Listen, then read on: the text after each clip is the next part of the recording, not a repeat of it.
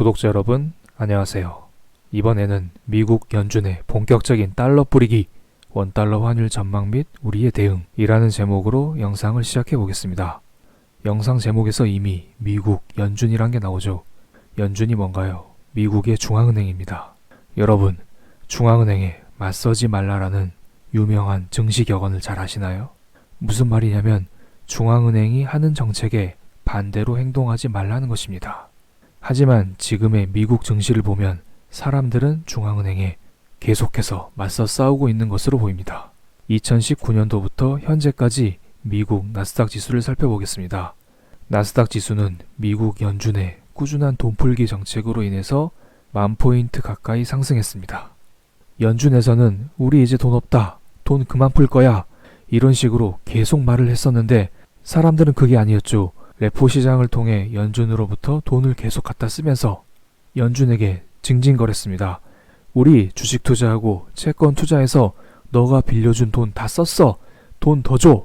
그러면 연준은 울며 겨자 먹기로 또 돈을 주고 사람들은 그 돈을 가지고 또 주식 투자하고 채권 투자하고 주가 오르고 채권 가격 오르고 이런 식으로 계속 반복되었습니다. 그리고 주가 하락이 있고 나서 연준에서 주가 하락을 진정시키기 위해서 3월 3일 기준금리를 0.5% 내리는 특단의 정책을 발표했습니다. 그런데 사람들은 또 이렇게 말하죠. 0.5%? 아니야. 금리 더 내려. 그리고 양적 완화 좀 해줘. 연준은 또 이걸 들어줍니다. 3월 15일 연준은 기준금리를 1.0% 내리면서 제로금리 시대를 열었습니다. 그리고 양적 완화까지 발표했습니다. 그런데 또 사람들은 이런 말을 합니다. 요즘 누가 양적 완화해? 이제는 회사채까지 매입하는 질적 완화를 해줘. 그러면서 주가는 더욱더 하락을 하게 됩니다.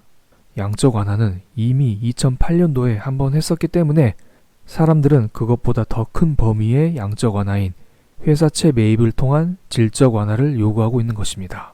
실제로 3월 18일 옐런과 버냉키 전 의장은 지금은 양적 완화뿐만 아니라 투자 등급 회사채를 제한적인 규모로 사들이는 질적 완화까지 해야 된다라고 주장을 하고 있습니다. 옐런과 버냉키는 잘 아시죠?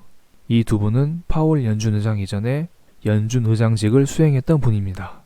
그리고 바다 건너 유럽 중앙은행에서는 이미 회사채 매입을 발표했습니다.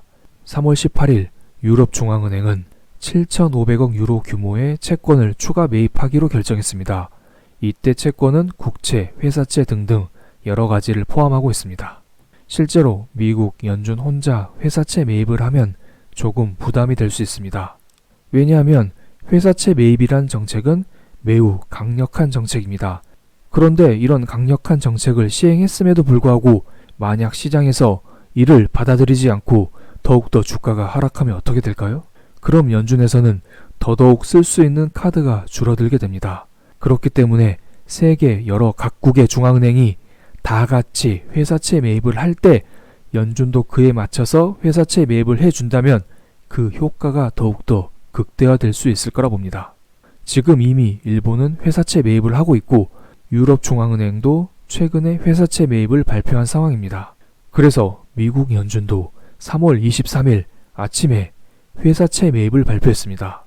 뉴욕 타임즈 기사를 그대로 가져왔습니다.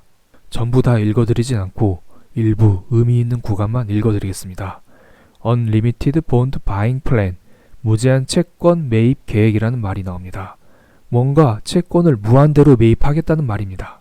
최근 트럼프 대통령이 경기 부양을 위해서 여러 가지 부양 패키지를 내놓았습니다. 이거 돈 어디서 마련하나요?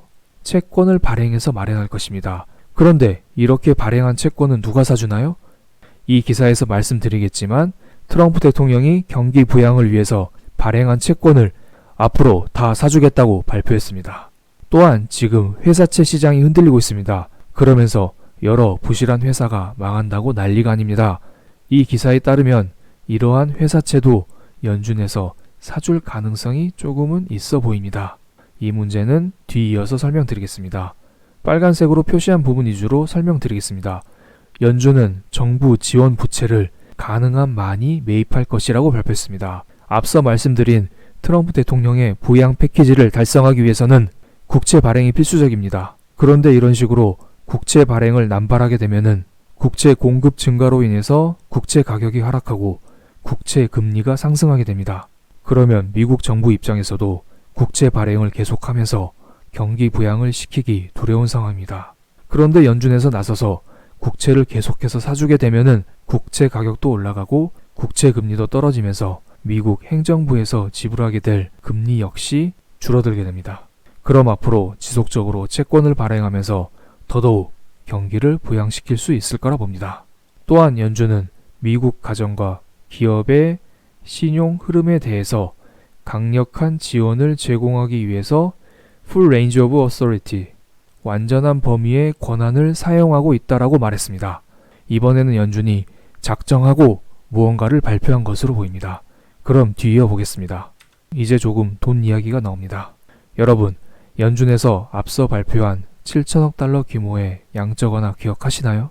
연준은 이때 발표한 7천억 달러 규모를 넘어서서 돈을 풀겠다고 발표했습니다. 그리고 뒤이어서 회사채 이야기가 나옵니다. 연준은 발표를 했습니다. 처음으로 회사채 매입을 하겠다고요. 그리고 연준은 이러한 회사채 매입을 위해서 두 개의 새로운 기구를 설립한다고 합니다. 하나는 Primary Market Corporate Credit Facility, 발음이 안 좋네요. 또 다른 하나는 The Secondary Market Corporate Support Facility. 그런데 여기에서 저는 조금 이상한 게 있습니다. 이것은 한글로 해석된 기사를 보시면 잘 알 수 있을 거라 봅니다. 실제로 영어 원문 기사가 나오면은 한국 신문사에서 앞다퉈서 이것을 해석해서 발표하게 됩니다. 제가 나중에 한글 기사를 보게 되면은 그때 좀 더 보충 설명을 드리겠습니다. 따로 영상을 찍어 드리도록 하겠습니다. 일단 지금 상태로는 영어 원문만 보겠습니다. 여기를 보시면은 회사채를 구매하겠다고 합니다. 어떤 회사채냐? 적격한 발행자로부터 회사채입니다. 그러니까 약간 부실한 회사에 회사채를 구매하겠다는 말은 없습니다. Eligible Issuers, 적격 발행자로부터 채권을 구매하고 특별 목적 기구를 통해서 대출을 연장해 주겠다고 했습니다. 이게 약간 문제가 될 수 있을 것 같아요. 실제로 회사채 종류는 많습니다. 투자 등급으로만 따지면 투자 적격 회사채가 있고 투자 부적격 회사채가 있습니다. 지금 문제는 투자 적격 회사채가 아니에요. 투자 부적격 회사채입니다. 투자 부적격 회사채 문제가 터지고 있기 때문에 이러한 회사채를 연준에서 매입을 해서 부실한 회사를 살려줘야 됩니다. 그런데 이러한 회사채 매입 자체가 의회 승인이 필요한 상황이에요. 그런데 의회에서 이런 걸 승인해 주겠습니까? 승인할 가능성이 조금 떨어집니다. 그냥 저 개인적인 생각으로는 결국 의회도 투자 부적격 회사에 대한 회사채 매입을 승인해 주긴 줄 거라 봅니다. 그런데 바로 승인은 해주지 않겠죠. 그래서 연준도 일단 투자 부적격 회사는 언급하지 않고 Eligible Issuers, 적격 회사에 회사채만 매입하겠다고 발표를 한 것입니다. 이 문제로 인해서 시장에서 약간 실망할 가능성이 있다고 봅니다. 내일 아침 기사를 한번 보겠습니다. 어떤 식으로 한국 기자들이 번역을 해서 내놓았는지요. 계속 읽어보겠습니다. 마지막으론 회사채 매입 프로그램 규모를 나타내고 있습니다. 3천억 달러 규모라고 합니다. 그리고 위쪽에 TALF라는 표현이 나오는데 이것은 기업 대상이라기보다는 민간 대상, 소비자 대상으로 한 지원책입니다. 어쨌든 연준은 사람들이 기다리고 있었던 회사채라는 말을 언급했습니다. 그런데 앞서 말씀드린 대로 지금은 부적격 회사의 회사채가 문제가 되고 있는 상황입니다. 하이힐드 채권 금리 스프레드를 살펴보겠습니다. 하이힐드 채권 금리 스프레드는 부적격 회사의 회사채에서 국고채 금리를 뺀 값입니다. 즉, 하이힐드 채권 금리 스프레드가 높다는 것은 셰일가스 기업 같은 부적격 회사의 회사채 상태가 좋지 않다, 회사가 망해가고 있다, 이런 것을 의미합니다. 지금 하이힐드 채권 금리 스프레드가 10%를 넘어갔습니다. 점점 상황이 심각해지고 있습니다.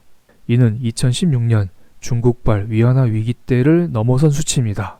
제 개인적인 생각으로 이번 회사채 매입 발표는 호재이긴 호재이지만 이렇게 부실한 회사의 회사채를 직접 매입하는 방법이 아니기 때문에 조금 그 실효성에는 의문을 던지고 싶습니다. 그리고 실제로 이러한 부실한 회사의 회사채를 매입하기 위해서는 미국 의회의 승인이 필요한 상황입니다. 아직 갈 길이 멉니다. 그리고 지금 투자 부적격 회사의 회사채만이 문제가 아닙니다. 일반적으로 채권 펀드는 BBB 등급 이상의 회사에 회사채만 투자하게 되어 있습니다. 그런데 지금 경제가 안 좋잖아요. 그렇게 되면 무슨 일이 발생하냐면 신용평가사들이 BBB 등급의 회사를 BB 등급으로 강등시켜 버립니다. 회사의 투기 등급 강등은 채권 시장에서 대규모 투매를 불러오게 됩니다. 일반적으로 펀드는 BBB 등급 이상만 투자하게 되어 있기 때문에 회사채를 기초자산으로 담고 있는 펀드에서 자금 유출이 심해지고, 이렇게 되면 신용 등급 강등을 맞은 회사 입장에서는 설상가상의 상황에 처하게 됩니다. 지금 투자 등급도 떨어져서 서러운데 회사채에서 자금이 유출되고 있기 때문에 앞으로 회사채를 통해서 자금을 조달하기가 더더욱 어려워지게 됩니다. 이는 비단 미국만의 문제는 아닙니다. 한국의 BBB 회사채도 투매를 겪고 있다는 뉴스가 나왔습니다. 비교적 투자 적격 회사로 알려진 BBB 등급의 회사채에 스프레드가 점점 커지고 있다는 뉴스입니다. 이게 무슨 말이냐면 투자 적격 등급인 BBB 등급의 회사가 앞으로 BB 등급으로 신용 등급이 강등될 가능성이 크기 때문에 채권 펀드에서 대규모 자금 이탈을 우려한 사람들이 매도에 나서고 있다는 것입니다. 그렇게 되면 이런 회사들은 앞으로 채권 시장을 통해서 자금을 조달하기가 더더욱 힘들어지게 됩니다. 그러면 사람들한테 더욱더 높은 금리를 주고 자금을 끌어들여야 됩니다. 그렇기 때문에 지금 채권 금리가 점점 상승하고 있습니다. 어쨌든 연준은 3월 23일 회사채까지 매입하는 무제한 양적 완화를 발표했습니다. 이는 달러 공급 증가를 의미하기 때문에 달러 인덱스 하락, 원달러 환율 하락을 유발할 수 있습니다. 하지만 이것은 당장 일어날 일은 아닙니다. 연준에서 일단 발표를 했다는 것이고, 그것도 적격 회사의 회사채만 매입하겠다고 발표했습니다. 그런데 시장은 부실한 회사의 회사채 매입을 원하고 있습니다. 이는 당연히 의회의 승인이 필요할 문제고요. 2008년으로 돌아가 보겠습니다. 동그라미 친 부분이 2008년 10월 달입니다. 2008년 10월 양적 완화 승인, 한미 통화 수합이 발표됐습니다. 이러한 호재와 함께 1,500까지 올랐었던 원달러 환율은 한때 1,200까지 떨어지면서 진정되는 모습을 보였습니다만, 미국 증시 하락과 함께 원달러 환율은 요동치기 시작했습니다. 앞으로도 이런 움직임이 펼쳐질 가능성이 높습니다. 지금 현재 원달러 환율은 1,200원대에 움직이고 있습니다. 그런데 당장 연준에서 부실한 회사의 회사채를 매입하는 것이 아니기 때문에 달러 인덱스와 원달러 환율은 위아래로 심하게 흔들릴 거라 보고 있습니다. 어디까지 오를지, 어디까지 떨어질지 그건 신의 영역이겠죠. 그런데 다시 2008년, 2009년을 보겠습니다. 이렇게 요동치던 원달러 환율은 결국 2009년 3월 1600에서 쭉 내리기 시작했습니다. 이때가 바로 연준에서 양적 완화를 본격적으로 시행하였고 미국 증시가 오르던 시기였습니다. 그럼 이제 우리는 어떤 식으로 대응을 해야 될까요? 사람들은 이렇게 말합니다. 그러면 원달러 환율이 피크를 찍고 떨어질 때가 미국 증시가 오르는 시기구나. 그러면 나는 원달러 환율이 조금 진정될 때 달러로 환전해서 미국 주식을 사야겠다라는 생각을 합니다. 저는 그렇게 생각하지 않습니다. 지금 연준에서 여러 가지 정책을 통해서 달러를 공급하고 있습니다. 이로 인해서 원달러 환율이 일시적으로 진정될 가능성이 큽니다. 우리는 이때 미국 주식 투자를 위한 환전을 미리 해둬야 합니다. 그리고 기다리세요. 언제까지요? 원달러 환율이 피크를 찍고 미국 주식이 저점을 다질 때까지요. 물론 환율의 피크점, 주식의 저점, 이것을 알기는 어렵습니다. 하지만 2008년을 더듬어 생각해 봤을 때 회사채 매입이 본격화되면 원달러 환율은 하락할 것이고 미국 주식도 상승할 거라 생각을 하고 있습니다. 타이밍을 잡기 어려우면 분할 매수하시면 됩니다. 그럼 오늘도 영상 시청해 주셔서 감사합니다.